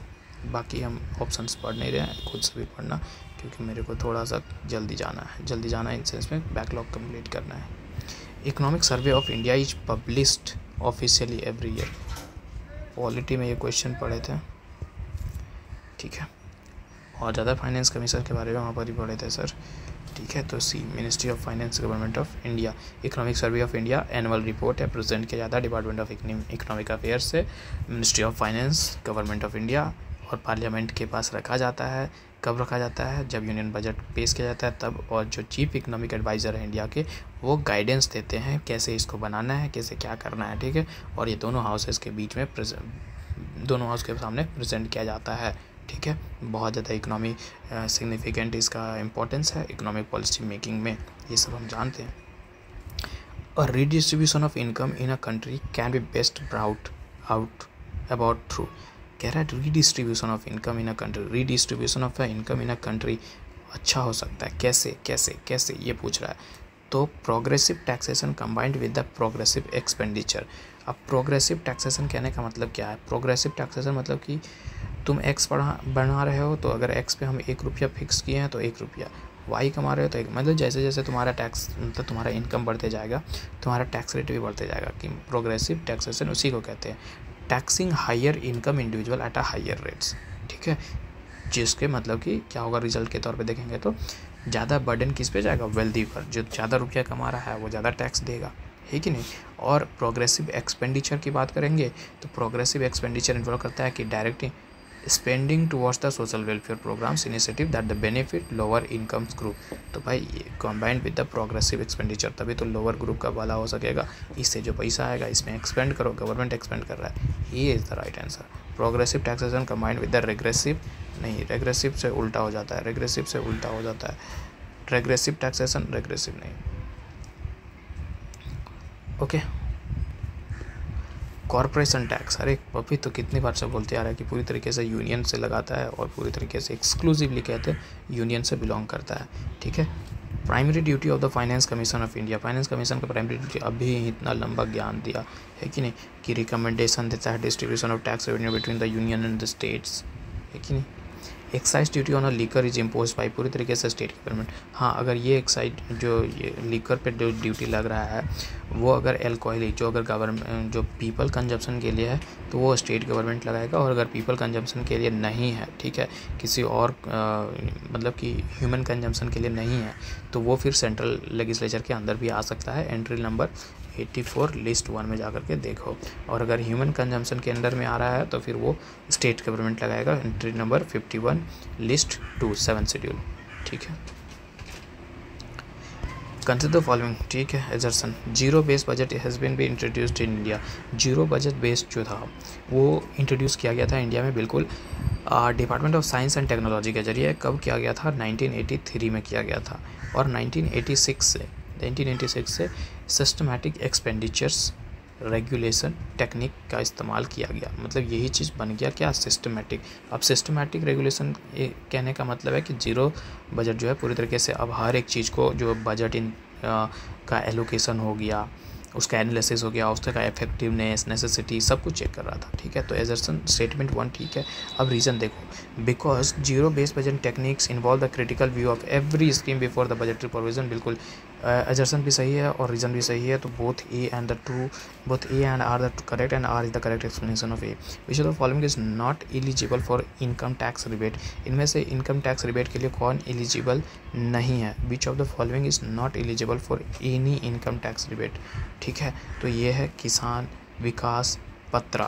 अब क्या बोल रहा है? किसान विकास पत्र करना का एक सेविंग स्कीम है from the Indian post office that double your investment. तुम्हारा इन्वेस्टमेंट डबल कर देता है। कहता है अबाउट 9.5 ईयर्स में और 11.15 मंथ, मतलब कि 115 मंथ्स में। इंटरेस्ट है 7.5% कंपाउंडेड एनुअली। और इन्वेस्टमेंट कम से कम 1000 करना पड़ेगा। नो अपर लिमिट है भाई, 9 साल का टाइम है। Tax benefit deduction under the section 80C up to 1 lakh रुपए। ठीक है, तो ऑप्शन ए जो है यहाँ पर वो सही है। ठीक है, not eligible for any tax rebate, तो वो किसान विकास पत्र। ठीक है, आगे बढ़ते हैं सर। एक मिनट, हाँ। As compare to the revenue deficit, physical deficit will always higher रहेगा सर। फिजिकल डेफिसिट हमेशा हायर होता है रेवेन्यू डेफिसिट से, क्योंकि फिजिकल डेफिसिट एक ब्रॉड मेजर है गवर्नमेंट ऑफ फाइनेंशियल पोजीशंस का दैन द रेवेन्यू बजट। और ये हर एक चीज़ को अपने ए में लेता है। स्पेंडिंग हो गया, रेवेन्यू हो गया, कैपिटल एक्सपेंडिचर हो गया, सब कुछ हो गया। ठीक है, तो ये हायर होता है। The Finance Ministry, Government of India has introduced the concept of outcome budget from 2005. Under the monitoring and the outcome will be the responsibility of, किसका responsibility होगा सर? एक बात बताओ। एक यूनियन गवर्नमेंट का, प्लानिंग कमीशन का, finance minister and planning commission jointly, इन दोनों का मतलब होगा। आउटकम बजट इंट्रोड्यूस किया गया था 2005 में। मेन फोकस इसका था कि जो प्रोग्राम, मतलब कि आउटकम बेस्ड ज़्यादा था, ना कि इनपुट मेजर्स। इसका जो है मेजर्स प्रोग्राम, मतलब कि क्या बोल सकते हैं इसको, जो फाइनेंस मिनिस्टर और प्लानिंग कमीशन है ना, दोनों ही मिल करके इसको जो है सेट किया गया था कि इसके जो आउटकम्स होंगे, ठीक है, उसको मॉनिटर किया जा सके। ठीक है, उसके बाद देखो कि उसके बाद क्या होता है, प्लानिंग कमीशन फिर रिप्लेस किया जाता है प्लानिंग कमीशन को नीति आयोग के साथ 2014 में देखते हैं। फिर डेवलपमेंट, ये क्वेश्चन हम लोग पॉलिटी में देखे थे, है कि नहीं। डेवलपमेंट मॉनिटरिंग इवोल्यूशन ऑफिस ये आता है नीति आयोग का, है कि नहीं। डिपार्टमेंट ऑफ एक्सपेंडिचर और फाइनेंस मिनिस्टर हैंडल करता है आउटकम ऑफ बजटिंग को, है कि नहीं। अब आउटकम बजट इतने बोल रहे हो तो क्या है भाई, बता दो। तो ये एक फोकस करता है कि भाई मेजरेबल रिजल्ट को हम कैसे लेकर के आए। तो एक मेजरेबल रिजल्ट आउटकम जो बेस्ट होता है ये, तो भाई इसका काम जो है ये कि भाई मेजरेबल टारगेट सेट करना, और उसके बाद अपने फंड्स को आउटकम से लिंक करना, फिर अपने प्रोग्रेस को ट्रैक करना, फिर क्वांटिटेटिव एंड क्वालिटेटिव मेजर्स को अपनाना। ठीक है, तो bye connecting spending with outcomes, ठीक है, आउटकम बेस्ड आउटकम बजट जो होता है वो बेसिकली इन्हांस करता है accountability, transparency, effectiveness of the government budgeting. ठीक है, तो ये दोनों के मिलने से हो रहा है। 42 Which one of the following is not an objective of the fiscal policy of government of India? Physical policy का क्या एक मुद्दा नहीं होगा। ठीक है, फिजिकल पॉलिसी लेकर के आ रहे तो भाई ठीक है, हम चाहेंगे फुल एम्प्लॉयमेंट हो, हम चाहेंगे कि प्राइस स्टेबिलिटी रहेगी, हम चाहेंगे कि डिस्ट्रीब्यूशन जो है इक्विटेबल डिस्ट्रीब्यूशन हो वेल्थ का, इनकम का। ये हम नहीं चाहेंगे regulation of inter state trade. क्योंकि उसका रीज़न बताते हैं। क्योंकि ये ऑब्जेक्टिव नहीं है फिजिकल पॉलिसी का, क्योंकि जो फिजिकल पॉलिसी है सर वो एक मैक्रो मैक्रो इकोनॉमिक पॉलिसी है। माइक्रो इकोनॉमिक पॉलिसी कहने का मतलब क्या है, ओवरऑल इकोनॉमिक पॉलिसी को देखता है। लेकिन जो इंटर स्टेट ट्रेड है ना, ये क्या है, हमारा माइक्रो पॉलिसी है, माइक्रो पॉलिसी। अब माइक्रो पॉलिसी हम उसको कहते हैं जो इंडिविजुअल इंडस्ट्रीज और मार्केट को रेगुलेट करता देखता है वो, तो ये चीज़ नहीं कहता है सर। फिजिकल पॉलिसी माइक्रो को देखता है, macro MAC macro. Which one the following set of source of the revenue belongs to the union. अरे कॉर्पोरेशन टैक्स कितनी बार से भी देखते आ रहा है। कॉर्पोरेशन टैक्स कह रहा है कि यूनियन गवर्नमेंट से पूरी तरीके से कौन बिलोंग करता है, तो कॉर्पोरेशन टैक्स और कस्टम ड्यूटीज़। ये बात अभी कितनी बार पीछे से देख करके आया है कि नहीं देख करके बताओ। कस्टम ड्यूटीज़ क्या होता है, जो इम्पोज किया जा रहा है इम्पोर्ट और एक्सपोर्ट पे, ठीक है, पूरी तरीके से वो यूनियन गवर्नमेंट के हाथ में होता है। कॉर्पोरेशन टैक्स भी किसी भी कंपनीज और कॉर्पोरेशन पे लगाया जा रहा है कि नहीं, पूरी तरीके से यूनियन गवर्नमेंट के अंदर होता है सर, ठीक है। 44 which the following statement are true for the income tax India. क्या ये प्रोग्रेसिव टैक्स है, अभी भी देख करके आए हैं कि इनकम टैक्स प्रोग्रेसिव टैक्स है, जैसे जैसे तुम्हारा इनकम बढ़ता है वैसे वैसे तुम्हारा टैक्स भी बढ़ता है, तो पहला बात सही है। Only 1 is correct, only 2 is correct, अभी और कैसे बोलते हैं, तो ये तो एक तो हटा सकते हैं ना सर, 1 तो सब में नहीं है, इसमें तो नहीं है, डी में, ठीक है। It is a direct tax, बिल्कुल डायरेक्ट ही तो दे रहे हैं sir. Income tax India direct tax है, क्योंकि हम डायरेक्टली हम पर लगाया जाता है इनकम, जो इंडिविजुअल जो बिजनेस, जो भी बिजनेस एंटिटी हो, इंडिविजुअल एंटिटी हो, उन सब पर डायरेक्ट लगता है और सबको पेमेंट करना पड़ता है। तो ये तो ख़त्म हो गया। 1 और 2 यहाँ पर भी है, 1 और 2 यहाँ पर भी है, दोनों के पास है। अब तीसरा भी पढ़ना ही पड़ेगा। It is collected by the state government. भाई यूनियन टैक्स बोल रहा है कि collected by the state government, ये तो बेकार की बात कर रहा है कि नहीं कर रहा है, सेंट्रल गवर्नमेंट के जरिए कलेक्ट किया जाता है सर। तो तीसरा गलत हो गया सर, तीसरा गलत हो गया तो ऑटोमेटिकली मेरा ऑप्शन ये हो गया, प्रोपोर्शनल टैक्स नहीं, ख़त्म हो गया। प्रोग्रेसिव टैक्स स्ट्रक्चर है, not proportional. Deficit financing leads to inflation. बिल्कुल, हम अगर डेफिसिट फाइनेंसिंग कहने का मतलब क्या है, हम मनी सप्लाई बढ़ा दे रहे हैं मार्केट में, यही ना कर रहे हैं। अब मनी सप्लाई कर रहे हैं, बढ़ा दे रहे हैं, तो पोटेंशियल है कि भाई सप्लाई और डिमांड मैच नहीं करेगा। अब सप्लाई डिमांड मैच नहीं करेगा तो इन्फ्लेशन हो सकता है, क्योंकि क्या हो गया, प्राइस इंक्रीज हो सो है कि नहीं। तो रीज़न सही, एजर्सन ठीक है, बता रहा है कि हाँ ले सकता है इन्फ्लेशन, बिल्कुल ले सकता है। Because it increase the money supply as a compare to the goods and service. अरे बात जो पहले हम समझाए वही बात हो गया। डेफिसिट फाइनेंसिंग से बोरोविंग डेफिसिट फाइनेंसिंग क्या होता है, उसमें हम बोरोविंग करते हैं और नया पैसा बनाते हैं। पैसा बनाते हैं मतलब मार्केट में इंजेक्ट करते हैं। अब हम जब पैसा कर रहे हैं, मनी सप्लाई बढ़ा रहे हैं, तो इंक्रीज़ तो होगा ही ओवरऑल मनी। अब ओवरऑल मनी इंक्रीज़ हो गया है तो सप्लाई ऑफ मनी जो होगा इकोनॉमी में वो भी बढ़ जाएगा, और वो बढ़ेगा तो भैया इन्फ्लेशन लेकर के जाएगा। तो मतलब क्या है सर, दोनों ही सही है, ए और आर ट्रू है, और आर जो है करेक्ट एक्सप्लेनेशन है ए का। Which of the following taxes does not directly increase the price of commodity to a buyer। ठीक है, अब इनमें से पूछ रहा है कि डायरेक्टली कौन सा चीज़ इंक्रीज़ नहीं कर देता है, तो इनकम टैक्स डायरेक्टली इंक्रीज़ नहीं कर देता है, क्योंकि इनकम टैक्स एक डायरेक्ट टैक्स है, इंडिविजुअल पर लगता है, किसी भी बिजनेस पर लग सकता है, पेड डायरेक्टली टैक्स पेयर ही पेड करता है, और इससे किसी भी प्राइस के कमोडिटीज़ पर इफेक्ट नहीं पड़ता है। लेकिन जो ट्रेड टैक्स है, इम्पोर्ट ड्यूटी है, एक्साइज ड्यूटी है, इन सब पर जो है टैक्स लगेगा, इन सब के टैक्स जो है इसको पास किया जाता है बायर के पास एज अ हायर प्राइस। जैसे कि बोलते हैं ना भाई, आईफोन या बड़ी बड़ी चीज़ें सऊदी अरब में इतने कम में बिकती हैं, यहाँ आकर के इतना महंगा क्यों आ जाता है, तो उनके बीच में यही सारे टैक्सेस लगते हैं सर, उसी लिए।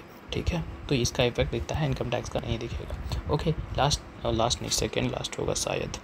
विच of the following tax is not levied by the union government. इनमें से कौन सा टैक्स यूनियन गवर्नमेंट के जरिए नहीं लिया जाएगा। ठीक है, तो gift tax, personal tax, corporation tax. Corporation tax से देख करके आ रहे हैं, तो पर्सनल और इनकम टैक्स ये भी यूनियन गवर्नमेंट के लिए जाता है। ये जो इंटरटेनमेंट टैक्स है, इंटरटेनमेंट टैक्स जो है वो स्टेट गवर्नमेंट के जरिए लिया जाता है। ठीक है, सेल ऑफ टिकट हो गया इंटरटेनमेंट इवेंट्स का, जैसे कि मूवीज़, प्लेज, कंसर्ट, ये सब स्टेट गवर्नमेंट के जरिए किया जाता है, ना कि यूनियन गवर्नमेंट के जरिए। और जो गिफ्ट टैक्स है, पर्सनल टैक्स है, कॉर्पोरेशन टैक्स है, ये सब यूनियन गवर्नमेंट के जरिए लिया जाता है। ठीक है, गिफ्ट टैक्स क्या होता है, गिफ्ट टैक्स जो है भाई, एक गिफ्ट ट्रांसफ़र किया जा रहा हो किसी भी इंडिविजुअल, किसी भी पर्सनल के तो से दूसरे तक, तो उसी को तो कह रहे हैं। ठीक है, Which among the following are the sources of the income in the current account of the central government? Central government के करंट अकाउंट का सोर्स ऑफ इनकम क्या हो सकता है? तो current account of the central government की अगर हम बात करें तो भाई कॉर्पोरेशन टैक्स, ये तो कई बार अभी देखते आ रहा है, तो पहला तो होगा सर, पहला होगा तो सी को हटा दो क्योंकि वहाँ पहला नहीं है। Profit from the public enterprises, profit from the public enterprises, बिल्कुल इंटरप्राइजेस से प्रॉफिट हो रहा है, वो चीज़ से पैसा हम ऐड कर सकते हैं क्योंकि गवर्नमेंट ओन इंटरप्राइजेस कंट्रीब्यूट करेगा गवर्नमेंट के रेवेन्यू में। कैसे? तो प्रॉफिट जो जनरेट होगा उसके ऑपरेशन से, उसके बेसिस पर। तो ये बात भी सही है, ये बात भी सही है। 1 और 2 साथ में कहीं दिख रहा है, 1 और 2 यहाँ साथ में नहीं दिख रहा है। अब बच गया मेरे पास ए और डी बच गया है। ओके, अब एक पढ़ेंगे तीसरा तो समझ में आ जाएगा। ठीक है, sale of national saving certificate, loan receipt from the world bank, excise duty. Excise duty क्या है? एक्साइज ड्यूटी जो लगाया जाता है प्रोडक्शन पे और सेल पे, किसके? गुड्स को। कहाँ पर? एक कंट्री में। तो ये कौन लगाएगा? यूनियन गवर्नमेंट लगाएगा। यूनियन गवर्नमेंट लगाएगा तो सेंट्रल गवर्नमेंट में पैसा जाएगा। तो 1, 2 and 5, 1, 2 and 5। ओ सॉरी, ये क्या हो गया? हाँ, loan receipt from the world bank, loan receipt जो करेंगे वर्ल्ड बैंक के, तो सर ये तो कोई सोर्स ऑफ इनकम नहीं होगा ना सर, ये तो बोरविंग होगा, और बोरविंग होगा तो मेरे को बाद में पेमेंट करना पड़ेगा। तो ये तो मेरा इंक्रीज़ कर रहा है लाइबिलिटीज़ को सर। तो सर चौथा को हटा दो ना सर, चौथा को हटा दो ना sir. National saving certificate, national saving certificate जो होता है वो लोन, हम कह रहे हैं नेशनल सेविंग सर्टिफिकेट, ये भी एक कोई सोर्स ऑफ इनकम नहीं है सेंट्रल गवर्नमेंट का, ये एक कैपिटल रिसिप्ट है। जो लोन रिसीव्ड कर रहे हैं हम कहीं से किसी भी, तो उसको हम एक बेच रहे हैं ना, sale of national saving certificate, national saving certificate बेच रहे हैं। तो ये कोई हमारा इनकम जनरेट नहीं कर रहा, सोर्स ऑफ इनकम नहीं है। ठीक है, डी सर सही है सर। और वैसे भी 4 तो कट चुका था ना सर। ठीक है, ज़्यादा लफड़ा क्यों करना है, सिंपल चीज़ों को कॉम्प्लेक्स क्यों करना है। ठीक है सर, कंप्लीट हो गया 48 क्वेश्चन। मतलब कल के लिए क्या, अगर हम आज शाम तक टाइम मिले, रात तक मिले, तो हम इस बैकलॉग को जितना जल्दी क्लियर कर दें, क्योंकि जब तक क्लियर नहीं करेंगे ना, मेरा दिमाग में वो चलता ही रहेगा। मतलब आज हम लोग 4 तारीख में जी रहे हैं, अगर इसके कंपैरिजन में कहें तो 28 और 2 मतलब 30 क्वेश्चन है। 30 क्वेश्चन मतलब कि ठीक है, देखते हैं शाम तक हो पाता है तो। ठीक है, मिलते हैं फिर अगले वीडियो में, तब तक के लिए बाय, थैंक यू।